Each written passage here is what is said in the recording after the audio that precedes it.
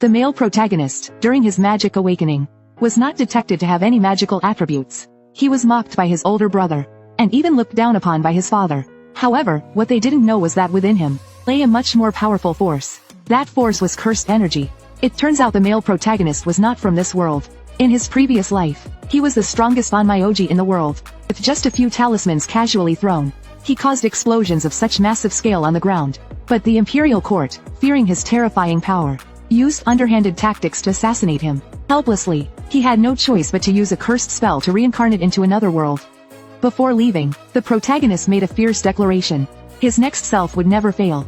And so, it began. The protagonist reincarnated into this magical world. However, since he had no magic within him, he could only gather some leaves to use as talisman paper, trying to see if he could activate his cursed energy. The result did not disappoint him. The leaves slowly began to float. With a wave of his small hand, the cursed spell was successfully activated. He even managed to summon a Shikigami using leaves. However, at this moment, a voice from afar called out. It was his second brother. His brother asked what he was doing. Seeing the protagonist not responding, he kicked sand at the protagonist. The protagonist told him to stop, but the second brother ignored him completely. He raised his hand, ready to hit him. At that very moment, the crow he had just summoned immediately swooped back. Seeing his little brother being bullied, the eldest brother had to step in to resolve the situation. But all of this was actually the protagonist doing, since he had already sent out the Shikigami. Gathering information would be much easier in the future. In the following days, the protagonist spent his free time making paper. But at this moment, someone came to interrupt him. It turned out the maid found his clothes in a flower pot. Without even thinking, the protagonist immediately knew it was his second brother's doing. Speak of the devil, and he shall appear. The second brother showed up again, acting smug.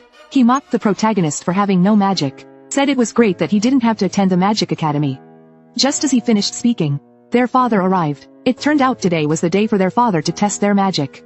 Although this had nothing to do with the protagonist, he still came to watch the event. The eldest brother chanted an incantation, and green wind magic appeared from his wand.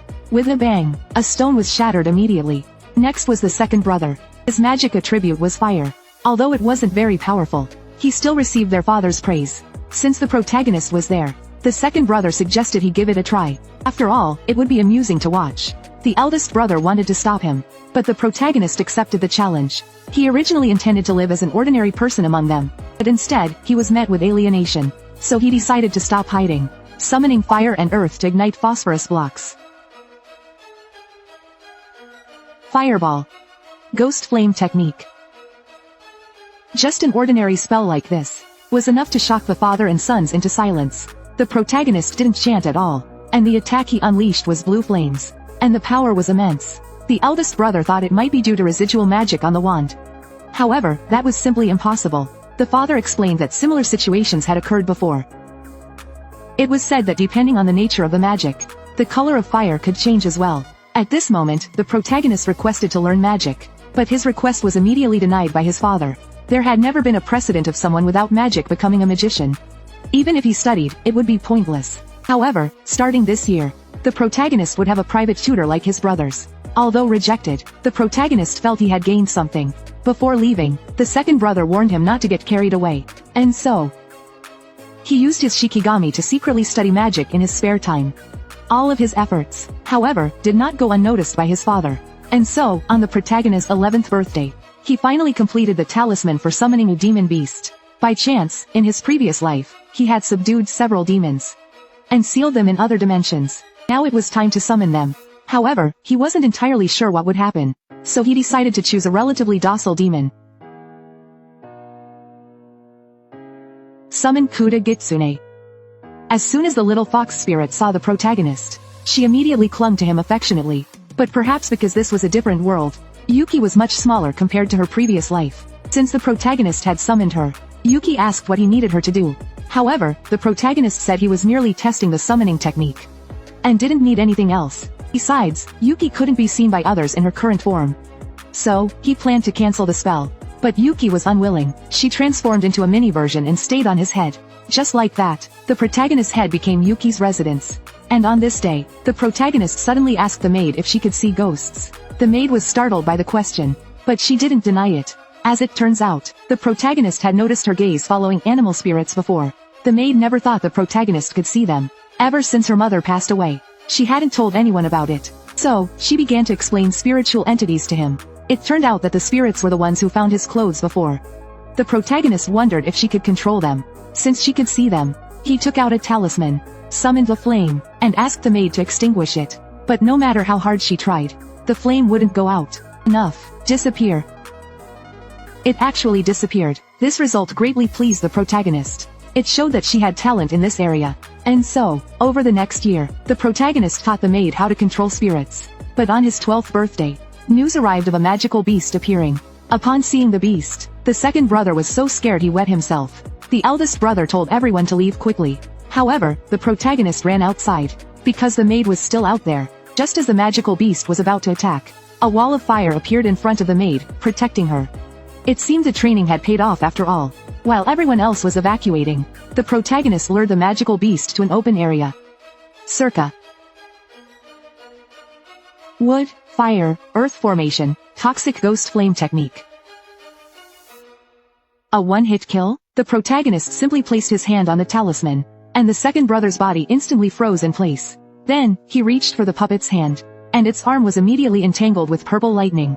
This overwhelming power made the second brother question the protagonist's identity. It turned out that earlier, to celebrate the protagonist's defeat of the beast, their father decided to reward him. The protagonist then made a request. Although he had no magic since childhood, he had been practicing magic in his own way. So, he hoped to attend the magic academy. The second brother was shocked upon hearing this, but their father, thinking of the protagonist's efforts, agreed to his request. Although the second brother strongly objected, their father ignored him. He reminded the protagonist that, although he was a noble, he would still need to pass the entrance exam. He had to earn his place in the academy on his own. After thanking his father, the protagonist made another request. He asked for Yi to accompany him to the academy. Hearing this, Yi was immediately flustered. However, their father told the protagonist to give up, because Yi lacked magical talent. But the protagonist insisted it wasn't a problem. He then pulled Yi aside, placing a wand in her hand. If you want to come with me, command the spirit to release flames. Looking at the wand in her hand, Yi, wanting to stay with the protagonist, made up her mind. Several fireballs appeared out of nowhere, and then... Flaming arrow. How is this possible? That's an intermediate level magic. The protagonist asked his father, how about now? The father agreed and approved, but the second brother didn't agree. He argued that he should be the one attending the magic academy. Letting someone without magic and a servant attend school was meaningless. However, their father didn't reconsider at all. He decided to send the second brother to the army. Hearing that he'd have to go to the battlefield, the second brother panicked. The father thought that not only did he have a strong physique, but his swordsmanship was good too. He was perfect for the military. But the second brother argued that he wasn't like the protagonist. He had magic. If that's the case, their father asked what he had been doing for the past few years. Have you worked hard to improve your skills? All he saw was the second brother wasting time every day. Realizing his father wouldn't budge, the second brother challenged the protagonist. The wager, the right to attend the academy. If the protagonist lost, he had to leave the family. Their father then asked the protagonist for his opinion. The protagonist accepted the challenge. And so, the match was scheduled for tomorrow afternoon. The rules: no real swords, and no magic above intermediate level. After returning to his room, the protagonist spent time preparing talismans. Yuki then emerged from his hair. She asked if he wanted to just kill the second brother, but the protagonist refused. That's absolutely not an option. At that moment, a knock on the door interrupted their conversation. It was the eldest brother. But so late at night, the protagonist asked what he wanted. The eldest brother finally said the words he had delayed. Happy birthday. Then he handed over his gift. The protagonist opened it, and it turned out to be a glass fountain pen. The eldest brother thought the protagonist loved studying, so he gave him the pen. He then apologized to the protagonist, saying he had always kept his distance before. But now, seeing how amazing the protagonist was, he felt genuinely happy. As his elder brother, he was proud. So, he asked the protagonist to go easy on their second brother in tomorrow's match. He believed the second brother would learn his lesson. The protagonist did not refuse. And with that, after the eldest brother left, the protagonist admired the fountain pen. Yuki quipped that the eldest brother wasn't so bad after all. But at that moment, the protagonist sensed something was off. He told Yuki to disappear. As soon as he finished speaking, a strong wind blew in from outside the window. The protagonist looked out the window, and saw his second brother. The second brother demanded he come down to fight now. The protagonist knew he couldn't wait until tomorrow. But the second brother didn't give him a chance to speak. He asked when the protagonist had started having delusions about going to the academy. The protagonist replied that he had always wanted to go. The second brother told him not to get cocky, saying it was just luck. He had only defeated the magical beast by chance. He declared that their father's rules didn't count. The fight would start now. It would continue until one of them surrendered or was incapacitated. If the protagonist lost, he would tell their father tomorrow that he was withdrawing from the match. Seeing the second brother's stance, the protagonist warned that using intermediate magic was dangerous. So what? The second brother didn't care at all. Suddenly, a magic circle appeared beneath the protagonist's feet. It turned out to be the White Mosk's signature skill. Just as the second brother thought victory was in his grasp, the protagonist emerged unscathed, standing in place. Seeing this, the second brother launched another attack. But even so, it still had no effect. No matter how he attacked, the protagonist remained calm. This led to the opening scene. Facing such overwhelming power, the second brother had no choice but to surrender. Although he was extremely upset, he fainted on the spot. At this moment, Yuki jumped out. She asked the protagonist, "Is this okay? He's seen part of your strength." But the protagonist had already made a promise to the eldest brother to hold back, thinking about how the second brother said it was a coincidence he encountered the beast. The protagonist found it amusing. Little did the second brother know, it was all part of his plan. Half a year ago, he had summoned a demon in the forest. He instructed it to drive the butterfly salamander out of the deep woods. And he staged the entire scene of defeating the magical beast. Fortunately, no one was injured. And so, it was decided. The protagonist and Yi earned their right to attend school. Meanwhile, back at home, their father reflected. He marveled at how quickly 12 years had passed. He recalled how the protagonist had been brought to him as a baby, the child of his younger brother. Elsewhere, the protagonist and Yi arrived at the Magic Academy. To enroll, they first had to undergo a magic test. When the protagonist introduced himself by his family name, everyone around was shocked and eager to get on his good side. Next, the teacher asked him to place his hand on the magic orb. It was a tool used to measure magical power. If all 4 magical attributes matched, it would emit light. However, such a result had never occurred before. At that moment, a set of magical attributes flashed in the protagonist's mind. In addition to wind, fire, water, and earth, this world also has attributes of light and darkness. It felt very similar to the yin-yang 5 elements technique he created. Then, the protagonist let Yi step forward to test first. Although her magical power was very weak, the teacher thought she was suited to learn fire and wind magic. Next, it was the protagonist's turn. But after a long time, the magic orb didn't react at all. The teacher was clearly in disbelief. Perhaps you're suited for light and dark magic, since this tool only responds to the 4 basic attributes. At that moment, the protagonist decided to come clean. He revealed that he had no magical power.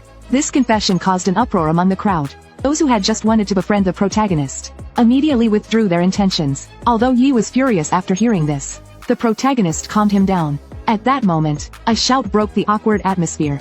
The name was Amu, a commoner. He then placed his hand on the magic orb. The entire area was instantly bathed in light. Unexpectedly, he had all 4 attributes. As Amu was leaving, the protagonist called out to him. He thanked Amu, but Amu refused his gratitude. "I never intended to help you," he said, clearly annoyed. "It's ridiculous for someone with no magic to meddle here. You're probably just here because of your noble connections. Truly unbelievable. Even though your hair color is different, you remind me of someone I know." Due to a momentary lapse in focus, the protagonist had his heart pierced by the beast. However, it was all part of the protagonist's trap. His goal was to lure the beast close to him. Then he seized its hand, and immediately activated an explosive talisman. Using the Flying Thunder God technique, he escaped. At that moment, the protagonist was still taking the entrance exam. The exam required him to hit a target using magic. Each target was assigned a specific magical attribute. With that said, it was Yi's turn. Flaming Arrow. The classmates were all stunned, jaws dropping. Yi not only cast the spell without chanting, but it was also an intermediate level magic. Seeing everyone's reactions, Yi thought they were blaming him for destroying the target. But the teacher said it didn't matter. Then Yi challenged the wind attribute target. This surprised the protagonist. He remembered Yi only being proficient in fire magic. But unexpectedly, Yi summoned a few wind spindles. With such incredible power, the protagonist was utterly amazed. Yi then asked how he had performed. Initially, Yi was worried the protagonist would scold him for the targets. But to his surprise, the protagonist said Yi did great. Hearing this, Yi was very happy. He explained that it was the result of 2.5 years of practice. This made the protagonist feel deeply gratified, seeing his students' growth firsthand. Next, it was the protagonist's turn. As soon as the protagonist stepped forward, everyone started whispering about how he had no magic. How could he possibly cast a spell? But before they finished speaking, the protagonist shut them up completely. Not only did he excel in fire and earth magic, but even with ice magic. The protagonist didn't disappoint. He took out a talisman, aimed his wand at it, and unleashed a torrent of water. The moment the water hit the target, it all turned into ice. Just like that, the protagonist only tested 3 attributes. The reason he didn't test the other 3 was that wind wasn't part of his 5 elements technique, and he wasn't familiar with light and dark magic. Unlike the protagonist, Amu was a genius with all magic attributes. When the results were announced, Amu naturally ranked first. The protagonist came in third. But to his surprise, Yi's name was right above his. This left the protagonist in disbelief. He had actually been surpassed by his own student. And so, the two of them successfully enrolled the next day. However, on the way, the protagonist noticed something unusual. He asked Yi to check the surroundings. Yi quickly discovered lurking dark spirits nearby, and there were so many of them. After a closer look, protagonist realized the cause. It was due to a magic formation. Yi felt uneasy upon seeing it. The protagonist reassured him, saying it was part of the academy's formation, and they shouldn't touch it. However, despite his words, the protagonist secretly left the talisman there, to keep an eye on it. At the freshman banquet, Amu, as the student representative, was naturally giving a ceremonial speech. But before he could finish, the protagonist sensed movement from the magic formation. Something was rushing toward them at high speed. Within just 2 seconds, the door was blasted open. Before anyone could react, 3 magical beasts emerged from the smoke. Seeing this, everyone hurried to escape. Yi also urged the protagonist to leave quickly, but the protagonist didn't respond at all. He felt that the beasts were searching for something. Watching the teacher's feeble attacks, the protagonist felt helpless. At that moment, a girl was under attack. The protagonist was about to step in to save her. But to his surprise, Amu stepped forward. Amu quickly used wind magic, successfully halting the beast's attack. Meanwhile, the protagonist used a talisman to observe the situation in the magic formation. This must be the mastermind. He then went to find Yi. He told Yi to leave first. As for himself, he had urgent matters to attend to. Suddenly, an explosion rang out. When Yi opened his eyes again, the protagonist had already vanished. The scene shifted, and the protagonist teleported to the location of the magic formation. Upon seeing the protagonist, someone remarked he was just a kid. And yet he came here alone. The Minotaur found this utterly foolish. He thought there was no way the protagonist could defeat him. The protagonist, on the other hand, took it as a game. He wanted to stretch his muscles a bit. With that settled, the Minotaur summoned his minions to fight. But the protagonist simply threw 2 talismans, and the minions immediately fell to their knees. As the last one was about to touch the protagonist, it was restrained by a binding magic. Then it was transported to another dimension by the protagonist. It was his experimental subject. Seeing that the protagonist could use teleportation magic, the Minotaur decided to fight personally. The protagonist cautiously threw a few talismans, but they were all blocked by the Minotaur. He hadn't expected the Minotaur could even see the invisible talismans. Protagonist launched another attack, but it was still futile. How about this move? Yet it still had no effect. Seeing that the protagonist was running out of tricks, the Minotaur decided to attack. However, the opponent's attack was too slow. The protagonist dodged it with ease. But as he wondered why, the Minotaur's attack suddenly reversed direction. This caught the protagonist off guard. The Minotaur launched another attack. The protagonist had no choice but to leap into the air. Little did he know, the Minotaur had already circled behind him. "You're too arrogant." The protagonist pretended to be at his wit's end, asking the Minotaur what they were looking for. Seeing the protagonist in this state, the Minotaur revealed the truth. They were searching for Amu. He's a human with all magical attributes. He's the hero. They needed to kill him before he matured. With that said, the Minotaur attacked the protagonist again. "It's over. I didn't expect my opponent to be a human child." This was quite an interesting duel. But just as the Minotaur was about to leave, the protagonist's voice rang out again. It turned out the protagonist wasn't dead. Seeing that he was still alive, the Minotaur decided to finish him off. But his attack had no effect. It turned out the protagonist had used a technique to make objects disappear. With that in mind, the Minotaur decided to see how long the protagonist could last. The protagonist leapt into the air and unleashed the water technique, instantly submerging his opponent. But upon reflection, protagonist realized the Minotaur had likely escaped using magic. As soon as he finished speaking, the Minotaur appeared from above. At that moment, the protagonist unleashed a lightning technique. Since the Minotaur was still wet from earlier, the lightning struck him. That should finish him off, right? To be continued.